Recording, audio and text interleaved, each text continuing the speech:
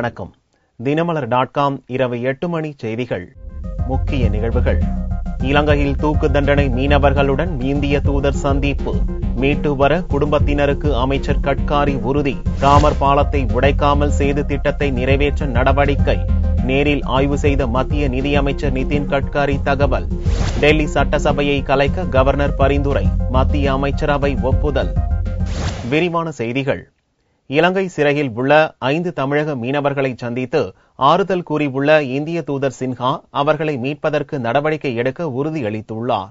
போதைப் பொருள் கடத்தியதாக இலங்கை கடற்படையால் தொடரப்பட்ட வழக்கில் தமிழகத்தைச் சேர்ந்த 5 மீனவர்களுக்கு கொழும்பு உயர்நீதிமன்றம் தூக்கு தண்டனை விதித்தது. தற்போது 5 பேரும் கொழும்பில் உள்ள வெலிக்கடை சிறைச்சாலையில் அடைக்கப்பட்டுள்ளனர். இலங்கைக்கான இந்திய தூதர் YK சின்ஹா செவ்வாயன்று வெலிக்கடை சிறைக்கு சென்று 5 மீனவர்களையும் நேரில் சந்தித்து பேசினார். அப்போது மீனவர்களுக்கு ஆறுதல் கூறிய சின்ஹா, இந்திய அரசின் முழு ஆதரவு உங்களுக்கு உண்டு என கூறினார். விரைவில் விடுதலை பெறச் செய்யவும் தாய்நாட்டுக்கு திருப்பி அனுப்பவும் தேவையான அனைத்து முயற்சிகளையும் இந்திய அரசு எடுக்கும் என்றும் மீனவர்களிடம் உறுதியளித்த தூதர் யாஷ் சின்ஹா அவர்கள் பயன்படுத்துவதற்கு சில துணிகளையும் கொடுத்தார். இத்தகவல்களை இந்திய வெளியுறவுத்துறை செய்தி தொடர்பாளர் சையத் அக்பருத்தீன் ட்விட்டர் மூலம் தெரிவித்துள்ளார். இதற்கிடையே சேது சமுத்திர கால்வாய் வழித்தடங்களை ஆய்வு செய்ய வந்த மத்திய அமைச்சர் நிதின் கட்காரியை மீனவர்களின் குடும்பத்தைச் சேர்ந்தோர் மண்டபம் பகுதியில் சந்தித்தனர். அவர்களுக்கு ஆறுதல் கூறிய நிதின் கட்காரி பின்னர் செய்தியாளர்களிடம் பேசுகையில், இலங்கையில் மீனவர்களுக்கு தூக்கு தண்டனை விதிக்கப்பட்டது வேதனை அளிப்பதாகவும் அவர்களை மீட்க சட்ட ரீதியாக நடவடிக்கை எடுக்கப்படும் என்று உறுதியளித்தார்.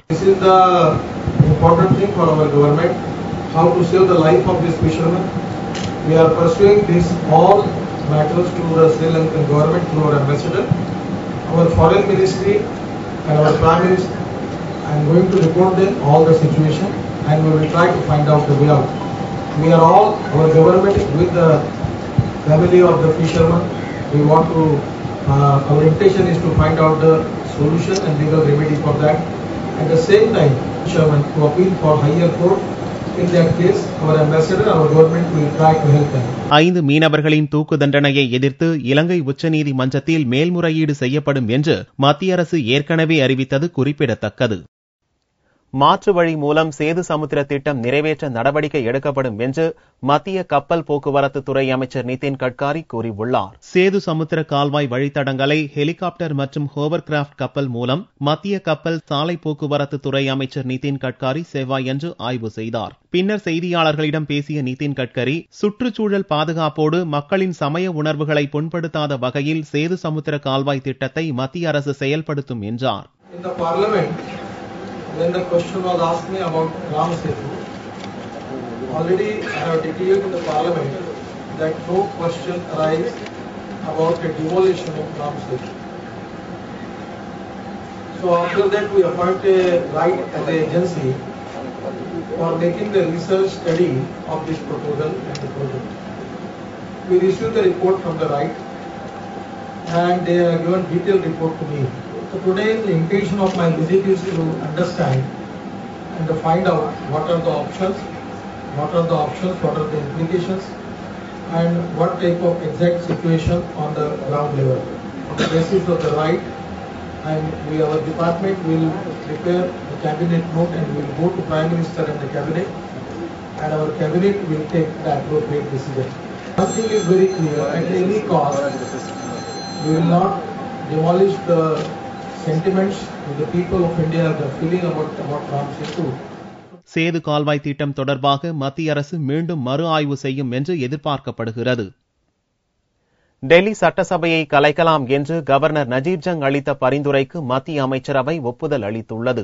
டெல்லி சட்டசபையை கலைத்துவிட்டு தேர்தல் நடத்த உத்தரவிடக் கோரி உச்சநீதிமன்றத்தில் ஆம் ஆத்மி மனு தாக்கல் செய்தது. வழக்கை விசாரித்த அரசியல் சாசன அமர்வு நவம்பர் 11ஆம் தேதிக்குள் டெல்லியில் மக்களாட்சியை ஏற்படுத்துவது குறித்த முடிவை எடுக்க வேண்டும் என டெல்லி கவர்னர் நஜீப் ஜங் மற்றும் மத்திய அரசுக்கு காலக்கெடு விதித்தது.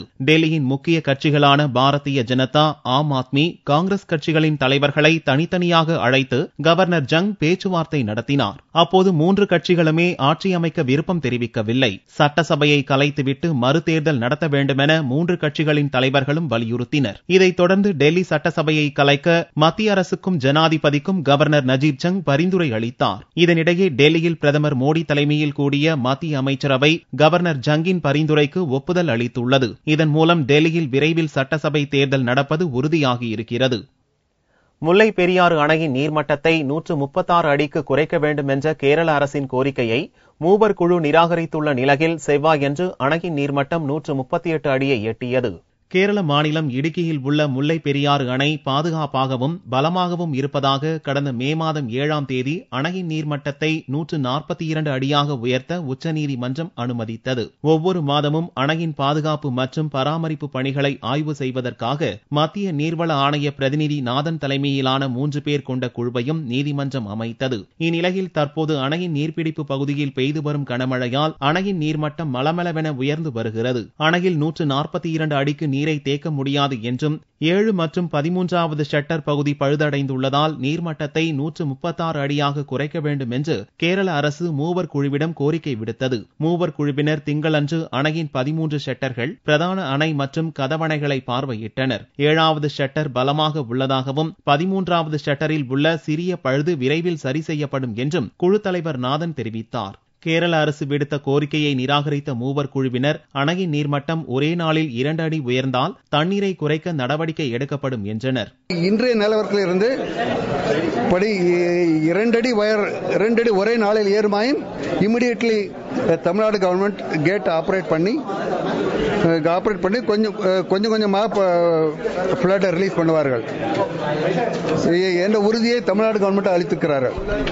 செவ்வாயன்று காலை நிலவரப்படி அணையின் நீர்மட்டம் 138 அடியை எட்டியதால் தேனி மாவட்ட விவசாயிகள் மகிழ்ச்சி அடைந்தனர். கேரளாவில் தொடர்ந்து மழை பெஞ்சிட்டு இருக்கிறதுனால முல்லைப்பெரியாறு அணை நீர்மட்டம் உயர்ந்துகிட்டு இருக்கு.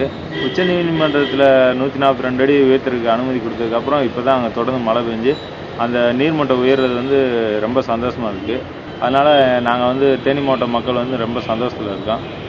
தொடர்ந்து மழை பெய்யணும்னு நாங்கள் வேண்டிக்கிறோம். கேரள அரசின் கோரிக்கை நிராகரிக்கப்பட்ட நிலையில் ஓரிரு தினங்களில் அணையின் நீர்மட்டம் முழு கொள்ளளவான 142 அடியை எட்டும் என்று தமிழக பொதுப்பணித்துறை அதிகாரிகள் மற்றும் தேனி மாவட்ட மக்கள் மிகுந்த எதிர்பார்ப்புடன் உள்ளனர்.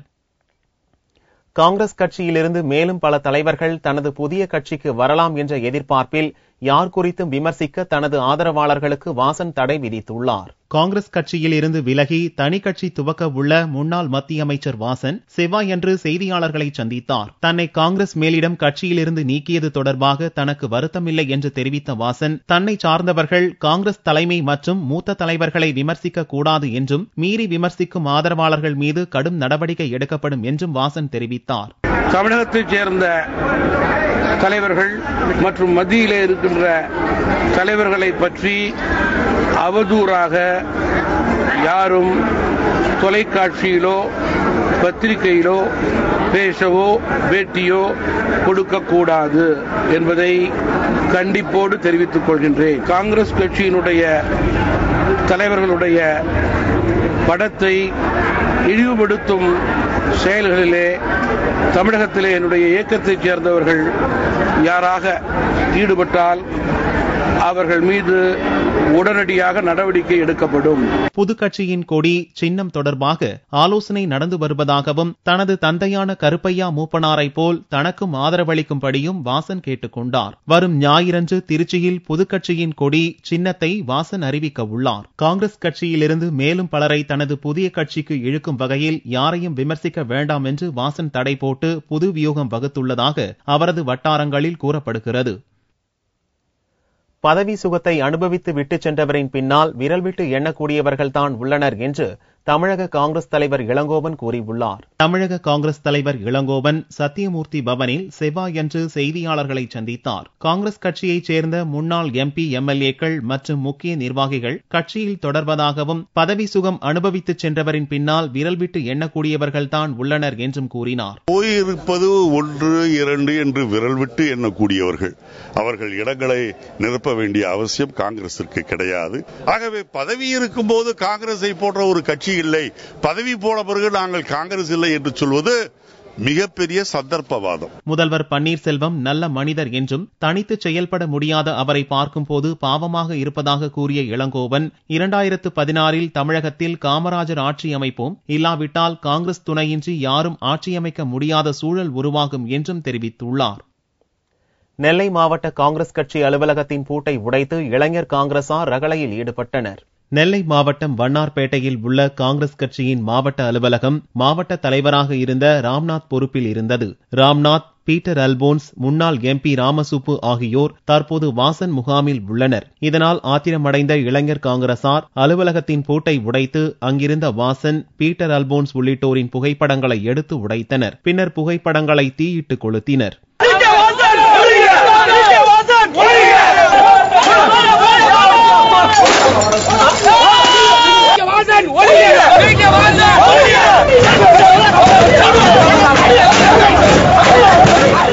காங்கிரஸ் கட்சி அலுவலகத்தை அக்கட்சியினரை சேதப்படுத்திய சம்பவம் நெல்லையில் பரபரப்பை ஏற்படுத்தியது. புதிய கட்சி குறித்து அறிவித்த ஒரு நாளிலேயே வாசன் மற்றும் காங்கிரஸ் தொண்டர்களிடம் மோதல் வலுத்துள்ளது.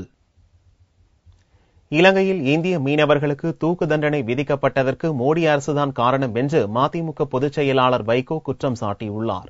ஆவின் பால் உயர்வை கண்டித்தும் இலங்கை நீதிமன்றத்தில் 5 இந்திய மீனவர்களுக்கு தூக்கு தண்டனை விதிக்கப்பட்டதை கண்டித்தும் சென்னை வள்ளுவர் கோட்டத்தில் மதிமுக சார்பில் செவ்வாயன்று கண்டன ஆர்ப்பாட்டம் நடந்தது. பொதுச் செயலாளர் வைகோ தலைமையில் பால் விலை உயர்வை தமிழக அரசு திரும்பப் பெற வேண்டும் என்றும் இலங்கை அரசு தூக்கு தண்டனையை ரத்து செய்ய வேண்டும் என்றும் வலியுறுத்தி கோஷங்களை எழுப்பினர்.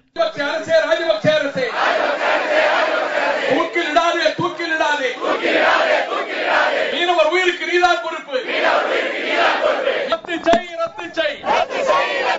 மக்களை வாட்டும் பால்விலை உயர்வை ரத்து செய். பின்னர் செய்தியாளர்களிடம் பேசிய வைகோ, பால் விலை உயர்வு மக்களை மிகவும் பாதிக்கும் என்றார். இலங்கை நீதிமன்றத்தினால் 5 இந்திய மீனவர்களுக்கு தூக்கு தண்டனை விதிக்கப்பட்டதற்கு மோடி அரசுதான் காரணம் என கடுமையாக சாடிய வைகோ, மீனவர்கள் காக்கப்படவில்லை என்றால் மோடி அரசு கடுமையான விளைவுகளை சந்திக்கும் என்றார். ஆயிரக்கணக்கான கோடியை இலவசங்களுக்கு செலவழிக்கிற தமிழக அரசு உற்பத்தியாளர்களுக்கு மானியமாக அவர்களுக்கு அதிக விலை கொடுத்துவிட்டு பயனீட்டாளர்களான நுகர்வோர் மீது இந்த பாரத்தை சுமத்தக்கூடாது. 2011 வில்சன், எமர்சன், அகஸ்டஸ், லாங்லெட், பிரகாஷ் இந்த 5 மீனவர்களும் கைது செய்யப்பட்ட போது அவர்கள் எல்லை தாண்டி வந்ததாக அவர்கள் மீது குற்றம் சாட்டி கைது செய்யப்பட்டார்கள். பின்னர் அவர்கள் மீது அபாண்டமான பொய் குற்றச்சாட்டாக போதைப் பொருள் கடத்தினார்கள் என்று அவர்கள் மீது பொய் வழக்கு போட்டு யாழ்ப்பாண நீதிமன்றத்திலே கொண்டு போய் நிறுத்தினார்கள். யாழ்ப்பாண நீதிமன்றத்தில் வழக்கு நடக்கும் போதே குற்றப்பத்திரிகையை அங்கு தாக்கல் செய்யாமல் கொழும்பு உயர் நீதிமன்றத்திலே கொண்டு போய் தாக்கல் செய்தார்கள். இப்பொழுது தூக்கு தண்டனை. எனவே தமிழர்கள் உயிர்களை சொக்கட்டான் விளையாட்டுக்கு பயன்படுத்த வேண்டாம் மத்திய அரசு. இது விபரீத விளைவுகளை ஏற்படுத்தும். இந்த போக்கு நீடித்தால் முந்தைய ஐக்கிய முற்போக்கு கூட்டணி அரசின் போக்கைத்தான் நரேந்திர மோடி அரசு பின்பற்றும் என்றால் இளைய தலைமுறை இதை சகிக்காது. மேடையில் பேசிய வைகோ, தமிழகத்தில் ஒரு நிழல் சர்வாதிகார ஆட்சி நடத்துவதாக குற்றம் சாட்டினார். இலங்கையில் தூக்கு தண்டனை விதிக்கப்பட்ட இந்திய மீனவர்களை மீட்க கோரி மீனவ அமைப்பினர் சென்னையில் போராட்டம் நடத்தினர். இலங்கை கடற்படையால் கைது செய்யப்பட்ட ராமேஸ்வரம் தங்கச்சி மடத்தைச் சேர்ந்த 5 மீனவர்கள் போதைப் பொருள் கடத்தியதாக தூக்கு தண்டனை விதிக்கப்பட்டது. மீனவர்களை விடுவிக்க கோரியும் இலங்கையின் அராஜகத்தை கண்டித்தும் மீனவ அமைப்பினரின் போராட்டம் வலுவடைந்து வருகிறது. சென்னை சேப்பாக்கத்தில் செவ்வாயன்று மீனவ அமைப்பினர் கண்டன ஆர்ப்பாட்டம் நடத்தினர். தமிழக மீனவர்களை பொய் வழக்கு போட்டு சிறையில் அடைத்த இலங்கை அரசை கண்டித்து இந்திய அரசும் தமிழக அரசும் உடனடி நடவடிக்கை எடுத்து நம் தமிழக மீனவர்களை காப்பாற்ற வேண்டும் என்று இந்த நேரத்தில் கோரிக்கை வைக்கிறோம். இல்லையென்றால் எங்கள் போராட்டம் இனி வன்மையாக தொடரும் என்பதையும் இந்திய அரசுக்கு எச்சரிக்கின்றோம். இப்போராட்டத்தில் சென்னை, காஞ்சிபுரம், திருவள்ளூர் மாவட்ட கடலோர மீனவர்கள் கலந்து கொண்டனர். காஷ்மீரில் 2 இளைஞர்களை ராணுவ வீரர்கள் சுட்டுக் கொன்றது தொடர்பாக நியாயமான விசாரணை நடத்தப்படும் என்று ராணுவ அமைச்சர் அருண் ஜேட்லி உறுதியளித்துள்ளார். காஷ்மீர் மாநிலம் பத்கம் மாவட்டத்தில் பயங்கரவாதிகள் காரில் செல்வதாக கிடைத்த தகவலை தொடர்ந்து வாகன சோதனையில் ராணுவத்தினர் ஈடுபட்டிருந்தனர். நிற்காமல் சென்ற காரை நோக்கி ராணுவத்தினர் சுட்டதில் ஃபைசல் யூசப் மற்றும் மெஹராஜுதீன் தர் என்ற 2 இளைஞர்கள் இறந்தனர். மேலும் சிலர் பலத்த காயமுற்றனர். இதையடுத்து இளைஞர்களின் சொந்த ஊரான ஸ்ரீநகர் மாவட்டம் நவ்காம் பகுதியில் செவ்வாயன்று பொதுமக்களுக்கும் பாதுகாப்பு படையினருக்கும் இடையே மோதல் ஏற்பட்டது. கற்களை வீசி போராட்டத்தில் ஈடுபட்டவர்களை போலீசார் கண்ணீர் புகை குண்டுகளை வீசி விரட்டினர். இதனால் ஸ்ரீநகரில் பெரும் பதற்றம் நிலவுகிறது. இச்சம்பவம் தொடர்பாக நியாயமான விசாரணை நடத்த வேண்டும் என கூறிய ராணுவ அமைச்சர் அருண் ஜேட்லி குற்றம் செய்தவர்கள் கடுமையாக தண்டிக்கப்படுவர் என்றும் உறுதியளித்துள்ளார். ராணுவத்தினரின் துப்பாக்கிச் சூட்டில் உயிரிழப்பு ஏற்பட்டதற்கு ராணுவ தலைமையகம் வருத்தம் தெரிவித்துள்ளது. இளைஞர்கள் சுட்டுக் கொல்லப்பட்ட சம்பவத்தை கடுமையாக கண்டித்துள்ள முதல்வர் உமர் அப்துல்லா இதுபோன்ற சம்பவங்களால் காஷ்மீரில் தேர்தல் சூழலே சீர்குலைந்து போய்விட்டதாக ட்விட்டர் மூலம் தெரிவித்துள்ளார். தங்கத்தின் விலையில் செவ்வாயன்று ஒரு சவரனுக்கு 16 ரூபாய் குறைந்தது. ஒரு சவரன் தங்கம் 19,656 ரூபாய்க்கு விற்பனையானது. 1 கிராம் ஆபரண தங்கம் 2,457 ரூபாயாக இருந்தது. வெள்ளி 1 கிராம் 38 ரூபாய் 10 காசுகளுக்கு விற்பனையானது. பார் வெள்ளியின் விலை 35,640 ரூபாயாக இருந்தது. அண்ணாமலையார் கோவில் கார்த்திகை தீப திருவிழாவிற்கான அழைப்பிதழ்கள் சிறப்பு பூஜை செய்யப்பட்டு விநியோகிக்கப்பட்டன. திருவண்ணாமலை அண்ணாமலையார் கோவிலில் இந்த ஆண்டு கார்த்திகை தீப திருவிழா வரும் 26ஆம் தேதி கொடியேற்றத்துடன் துவங்குகிறது. இவ்விழாவை முன்னிட்டு பூர்வாங்க பணிகள், தேர்கள் பழுது பார்த்தல், அழைப்பிதழ் அடித்தல் போன்ற பணிகளை மேற்கொள்வதற்காக கடந்த மாதம் பந்தக்கால் முகூர்த்தம் நடந்தது. இதையடுத்து தீப திருவிழாவிற்கான முன்னேற்பாடு பணிகள் நடந்து வருகின்றன. விழாவிற்கான அழைப்பிதழ்கள் அச்சிடப்பட்டு கோவிலுக்கு கொண்டு வரப்பட்டன. தங்க கொடிமரம் அருகே உள்ள விநாயகர் சன்னதியில் வைக்கப்பட்டு சிறப்பு பூஜை மற்றும் தீபாராதனை காட்டப்பட்டது.